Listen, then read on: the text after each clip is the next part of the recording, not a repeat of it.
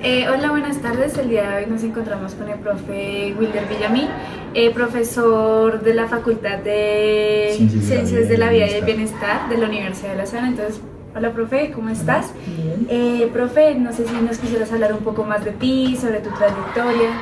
Ok, yo soy fisioterapeuta, graduado hace muchos años. Soy especialista en cuidado crítico. Es la área donde laboralmente siempre he estado más vinculado. Tengo una maestría en fisioterapia del deporte y la actividad física que me ha permitido enlazar dos temas de mi vocación profesional, que es el ejercicio físico en condiciones críticas, y soy doctor en ciencias y biología y tengo una pasantía internacional en la Universidad de Barcelona en el laboratorio de biología e inmunología celular. Y digamos que esa ha sido mi trayectoria. He tenido roles profesionales en la parte clínico-asistencial, incluso particular. He sido docente, investigador, ¿qué más les puedo decir? Líder de procesos, director de posgrados en otras universidades, y en este momento pues hago parte de la facultad como profesor, como investigador, pero también como director del grupo de investigación de fisioterapia. Okay. Listo, entonces esta entrevista la hacemos con el tal de resolver un proyecto de la materia de evaluación y diagnóstico 2 con el fin de mirar estrategias en cuanto a evaluación cardiovascular y neuromuscular. Listo, entonces para comenzar la primera pregunta es ¿cuáles son las herramientas que utiliza con mayor frecuencia para la valoración de la función cardiovascular de sus pacientes y qué limitaciones se encuentran en ellas? Bueno, en cuidado crítico tenemos una paradoja, y es que muchas de evaluaciones van a estar asociadas a la condición clínica del sujeto, el paciente, la persona en estado crítico, pero también muchos dispositivos tecnológicos que ayudan a dar soporte a esa persona y que nos permiten también evaluar. Entonces, bajo esa premisa, en la parte cardiorrespiratoria, contamos con una evaluación clínica que nos presenta los signos y síntomas de la persona, pero contamos con la posibilidad también de hacer evaluación a partir de dispositivos tecnológicos. Entonces, un ejemplo. Para temas de evaluación clínica está temas, por ejemplo, como los signos de dificultad respiratoria, están aspectos asociados, por ejemplo, a la dinámica cardiovascular de los signos vitales en una condición de estrés, pero tenemos la fortuna de que en cuidado crítico tenemos acceso, por ejemplo, a pruebas mucho más objetivas, tecnológicas, como es la monitorización propia del ventilador mecánico. Está el tema de la toma de gases arteriales, toda la hemodinamia. Contamos en este momento con la utilización del POCUS o la ecografía en paciente crítico, y sumamos a eso otro tipo de tecnología que nos lo permite, como por ejemplo las dinamometrías, etcétera, etcétera. Ok, cuando evalúo la función motora, fuerza, tono, coordinación, fatigabilidad, ¿qué pruebas considera más confiables y por qué? ¿Alguna vez ha sentido que los resultados no reflejan lo que realmente percibe clínicamente el paciente? Sí, yo creo que en la evaluación más de la función neuromuscular, y dada mi formación y también mi conocimiento investigativo, siempre he estado de acuerdo a que muchas de las evaluaciones que hacemos son subjetivas, son poco cuantificables. Por ende, el gran reto es llevar a que podamos cuantificar de una forma mucho más precisa. Aspectos que yo creo que son muy confiables y que podemos ejecutar incluso en cuidado crítico para evaluar temas como los que hablabas, Pedro. Está, por ejemplo, la electromiografía, que se utiliza no tan rutinariamente, pero se utiliza en cuidado crítico, que permite mirar, por ejemplo, la conducción nerviosa. Está el uso de la dinamometría para evaluar el desempeño neuromuscular a partir de un gesto funcional. Está la misma ecografía que permite mirar cómo se reclutan las fibras musculares y hacia allá es el sentido o lo que tenemos que hacer para analizar esa función neuromuscular. Incluso cada vez más es consciente, por ejemplo, la necesidad de evaluar biomarcadores químicos en estos tipos de pacientes, porque el paciente crítico tiende a tener un deterioro neuromuscular. Condiciones como la polineuropatía del paciente crítico, la neuropatía del paciente crítico, la miopatía del paciente crítico hace que el paciente o la persona en esta condición esté en constante deterioro de la función nerviosa y muscular. Entonces, esos biomarcadores, que son muestras de sangre, hormonas, proteínas, nos permiten. Está la otra contrapartida, y es que las evaluaciones clínicas funcionales son muy subjetivas. Entonces, la evaluación de la fuerza a partir de escalas como la Daniels, la evaluación de la función refleja, la evaluación del tono muscular en el paciente crítico, claramente está sesgada por la sedación, por ejemplo, o por el uso de corticosteroides o fármacos que van a bloquear la función neuromuscular. Entonces, ¿qué pasa? le damos mucha predominancia a esa evaluación clínica, que es importante, sí, pero esa evaluación clínica no somos conscientes que está sesgada. Por ende, el gran reto es cómo nosotros objetivizamos cada vez más nuestras mediciones para saber que son mediciones confiables. Listo, en cuanto a eso, pues también, digamos, ¿usted cree que el hacer la evaluación de un sistema por separado, por ejemplo, el cardiovascular del neuromuscular, ha llevado a tener una evaluación incompleta o que lo ha llevado a replantearse como un resultado? En el paciente crítico, al ser un paciente en estrés fisiológico completo, siempre tendemos a hacer unas evaluaciones globales, integrativas del paciente. Sin embargo, dependiendo, por ejemplo, de la evolución clínica del paciente, si uno prioriza. ¿A qué voy? Por ejemplo, cuando el paciente entra en un paro cardiorrespiratorio, claro, ¿es importante la función neuromuscular? Sí, pero si el paciente está muriendo, necesitamos darle un soporte cardiovascular. Entonces, yo considero que como fisioterapeuta es importante saber que hay evaluaciones que se deben integrar, pero también hay evaluaciones que se deben separar a razón de la evolución clínica del paciente. Entonces, si el paciente viene mejorando su condición física, viene recuperando funcionalidad, viene saliendo de ese estado crítico, las evaluaciones cada vez deben ser integrales, ¿cierto? Porque la posibilidad de que una persona se bipedeste, que camine, que recupere su funcionalidad, hace que sea necesario la integralidad de los sistemas. Pero hay condiciones, por ejemplo, en los estados más críticos, que el paciente tiene un broncoespasmo severo, una falla ventilatoria o un infarto o un paro cardiorrespiratorio que necesita discriminar. Entonces en cuidado crítico manejamos las dos líneas, la discriminación pero también la integralidad. ¿Qué pasa? Cuando nos quedamos solo con la discriminación de los sistemas, a veces hacemos evaluaciones sesgadas cuando el paciente mejora. Entonces vemos que tiene fuerza, pero fuerza con la finalidad de que, o vemos que puede pararse, pero el bipedestarse o caminar, claro, depende del tema neuromuscular, pero depende también del tema de aporte energético que lo hace la función cardiovascular. Entonces, el gran reto es cuándo discriminar y cuándo integrar. Como siguiente, ¿qué tecnología o dispositivos ha utilizado o conoce que podrían mejorar esa objetividad que venimos hablando pues en las evaluaciones y qué barreras existen para implementarlas en el entorno laboral? Bueno, en cuidado crítico tenemos mucha tecnología, cada vez mucho más avanzada, pero el ventilador mecánico con las nuevas generaciones nos permite evaluar muchas cosas. Entonces la primera tecnología que me toca manejar es UCI, de la ventilación mecánica. Está, por ejemplo, también la ecografía muscular y pulmonar que estamos haciendo los fisioterapeutas en este momento, que es una ayuda mucho más funcional y costo efectiva. Están las tecnologías, por ejemplo, un poco más invasivas que en cierta medida manipulamos nosotros, como por ejemplo la toma de gases arteriales a partir de accesos vasculares permanentes, que nos apoyamos mucho o nos ayudan mucho en enfermería. En otras tecnologías está la utilización de la electromiografía, que la tenemos que saber conocer, interpretar, más no la aplicamos directamente, pero hay mucha tecnología, tenemos a la denominada. Creo que esa es la tecnología que ahorita está. Ahorita hay una oportunidad para la profesión muy grande y es la posibilidad de hacer POCUS, que es la ecografía pulmonar y diafragmática asociada a nuestras intervenciones, es costo efectiva y frente a eso los fisioterapeutas están trabajando mucho.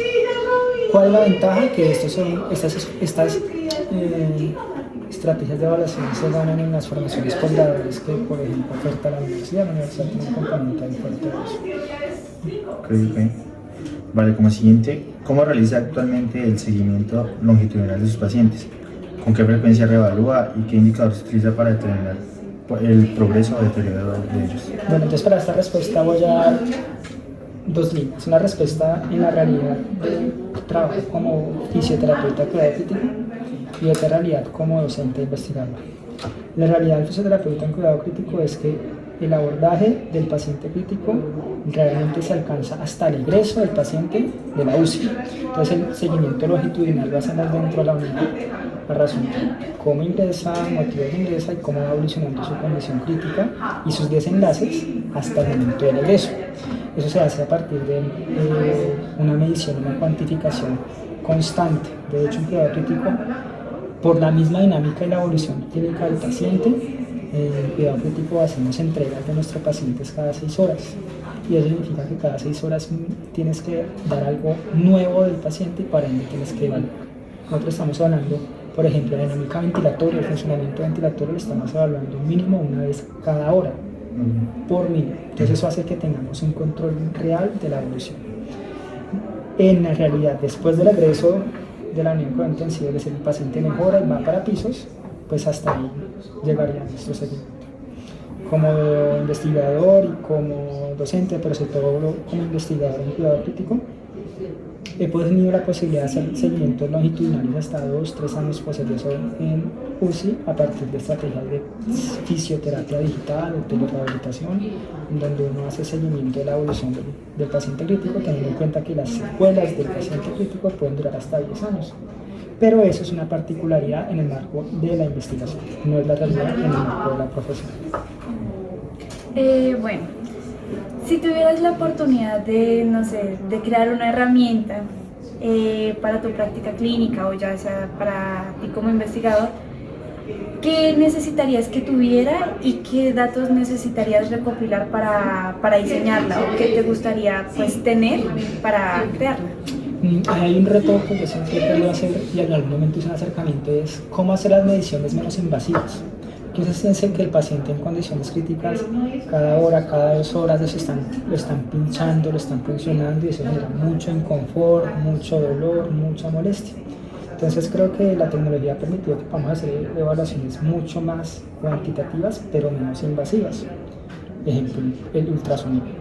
Yo me sueño, por ejemplo, una tecnología que no tengamos que pinchar al paciente para saber cómo está el contenido arterial de gases arteriales o venoso, sino que sea a partir de un principio de pletismografía o algo por el estilo.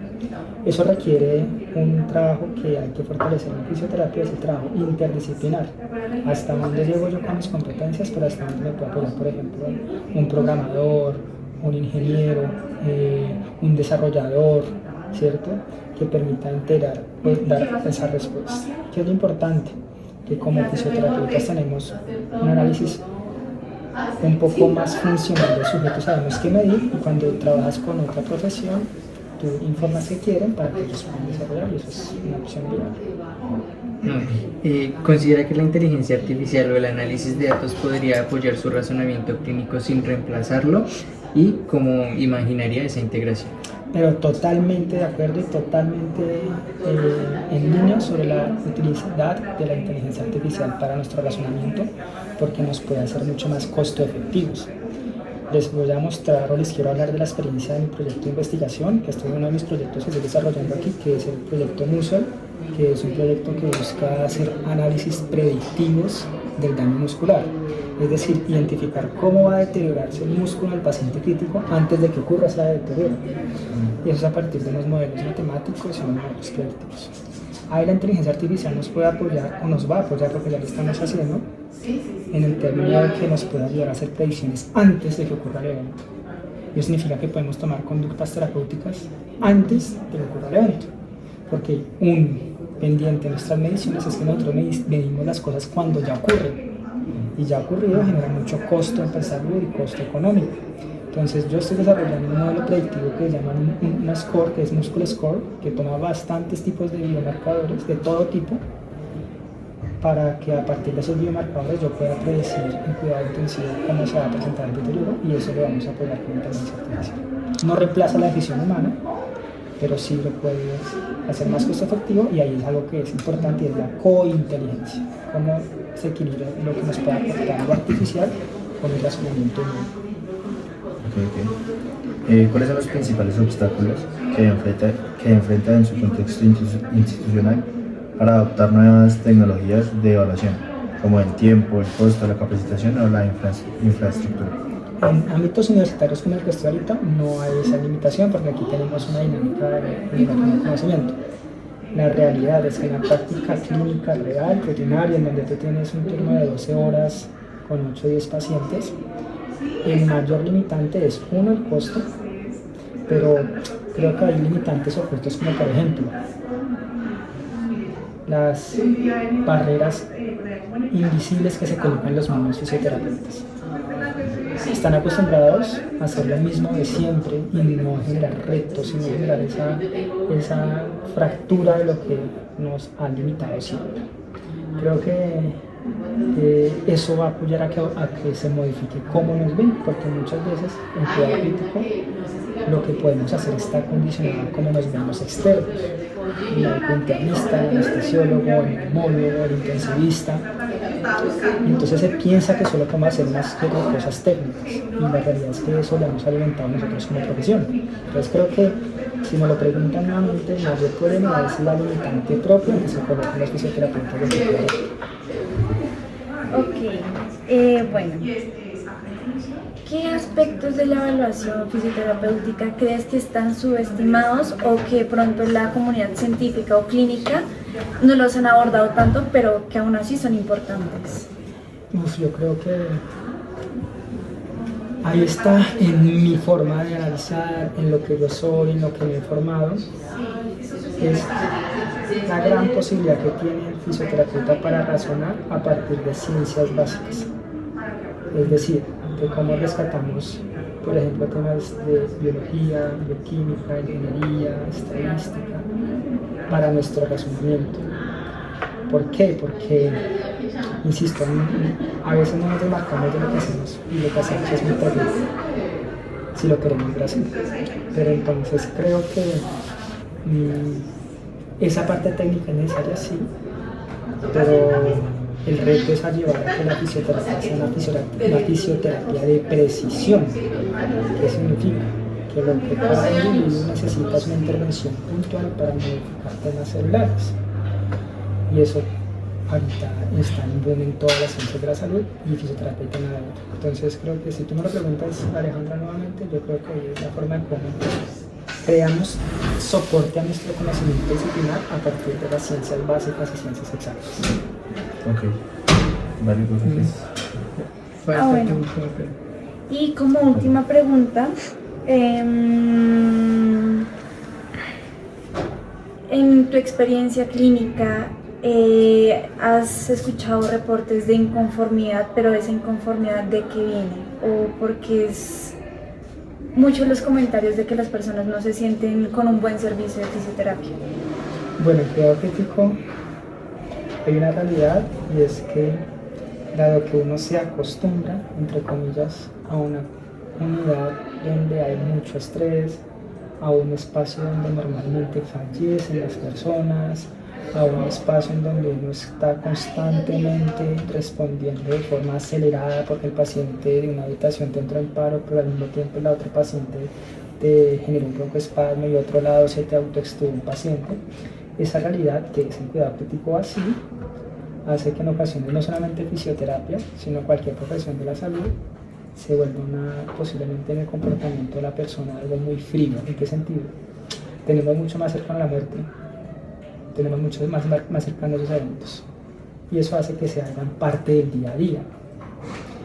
Y por ser parte del día a día, pues a veces nuestras actitudes son muy mecánicas, no sin razonamiento, son mecánicas en el hacer, y eso puede posiblemente percibirse del otro lado, que es la familia del paciente, como inhumanas. Entonces, hablar de humanización de servicios para personas es algo que para gente será incoherente, pero es la realidad.